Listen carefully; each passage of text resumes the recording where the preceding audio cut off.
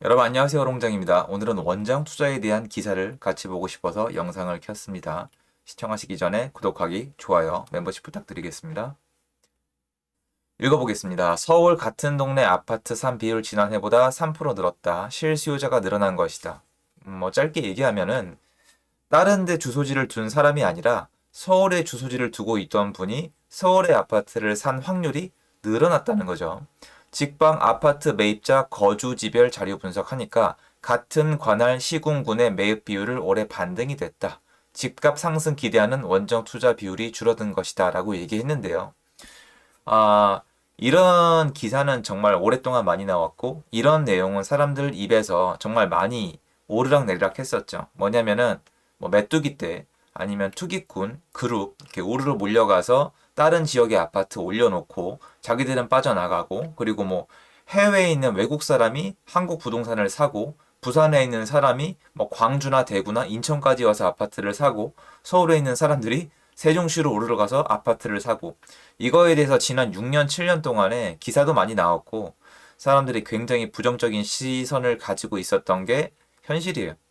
그러면 우리가 지금 와서 이런 기사가 또 나오고 이게 또 네이버 뉴스에까지 떴잖아요. 그러면 지금쯤 됐으면 우리가 시간이 많이 흘렀는데 이 기사에 대해서 예전에 혹시 다른 관점을 가지고 계시던 분들은 지금쯤은 좀 다시 한번 되짚어 볼 필요가 있지 않을까요?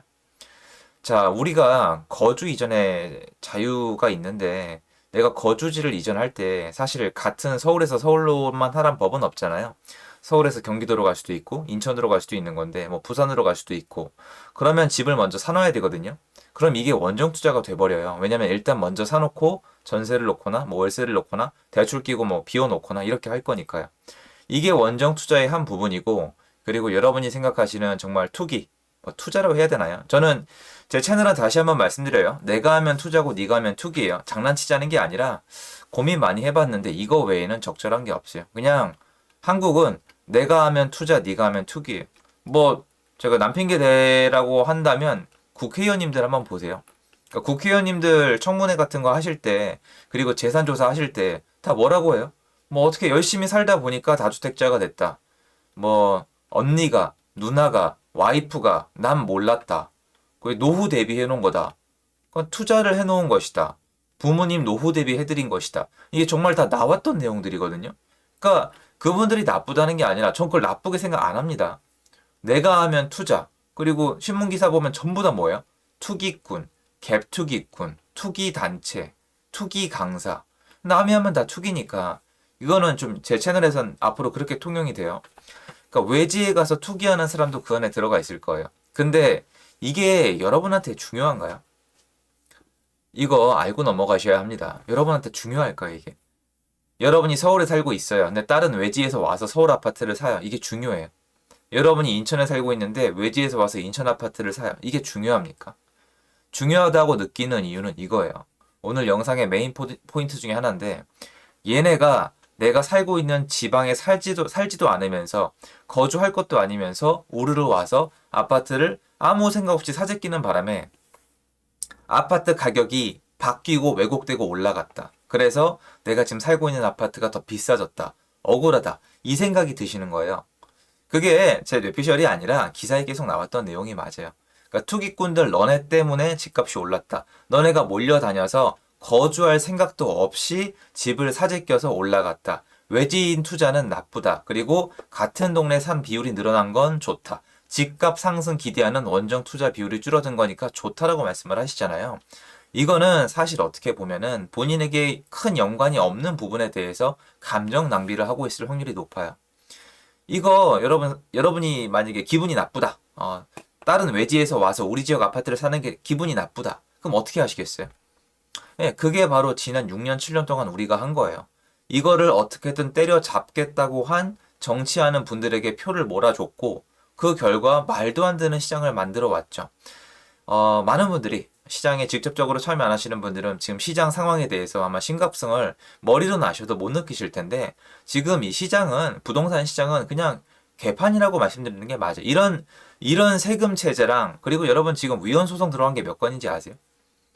위헌 소송 들어간 거 되게 많아요. 뭐 법인 종부세에서부터 뭐 대출도 있고 15억 원 초과 대출 있죠. 이것도 위헌 들어가 있고 정말 말 같지도 않은 게 진짜 많단 말이에요. 근데 이런 시장이 왜 만들어졌냐고요. 이거예요. 이 기사도 한몫했겠죠. 야, 외지인이 우리 아파트 산대. 외지인이 서울 아파트 산대. 얘네가 다 올려놓는 거야. 이렇게 말씀을 하시는데 그게 부분적으로 맞겠지만 사회적으로 원래 그렇게 돌아가는 걸 어떻게 해요? 그러면 여러분 이건 어때요? 생각을 해보시면은 건설사가 만약에 아파트를 짓잖아요. 그 아파트를 왜 지어요?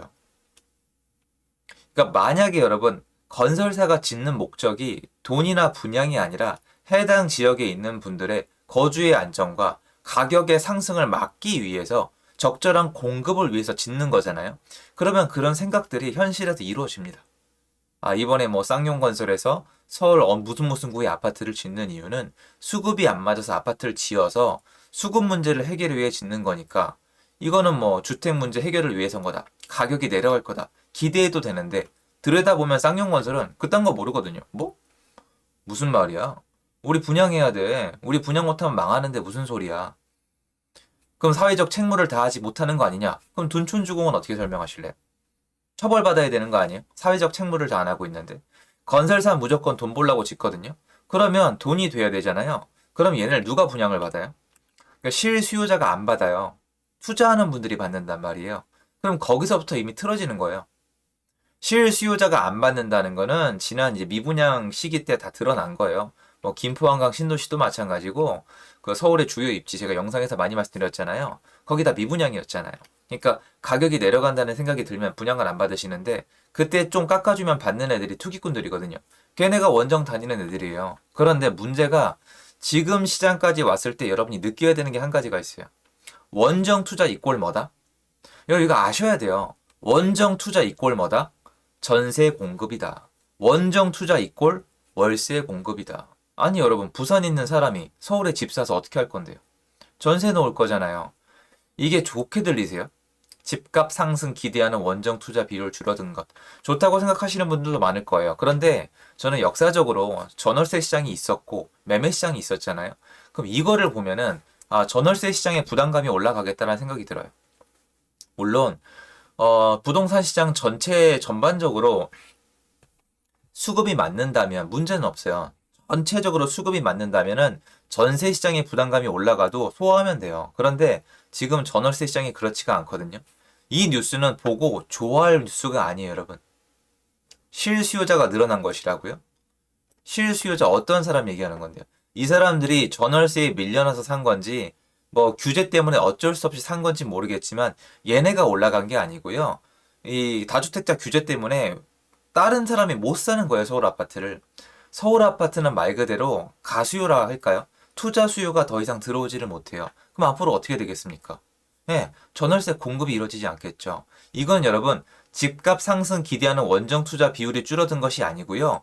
전월세 공급이 줄어들었다가 맞아요. 왜 그러냐면 집값 상승 기대하는 원정 투자 비율이 줄었다고 하기에는 거래량이 너무 줄어들었고요. 무슨 말이냐면 거래량이 줄어든 건 맞는 말인데 그냥 아무도 못 사는 거예요, 지금. 이 정도 거래량이면 아무도 못 사는 거고 살 사람도 못 사는 거고 외지에서도 못 사는 거고 아무도 못 사는 거예요. 그래서 이거는 보면은 시장의 비정상적인 부분을 한 군데 떼어내서 말씀을 하신 거고 중요한 거는 서울에 전월세 공급이 더 안 된다는 거예요. 여러분 앞으로 올해 하반기 이후로 전월세 시장이 가장 걱정되는 곳이 어디예요? 서울이에요. 서울의 전월세 시장이 가장 걱정되는 이유가 뭔지 아세요?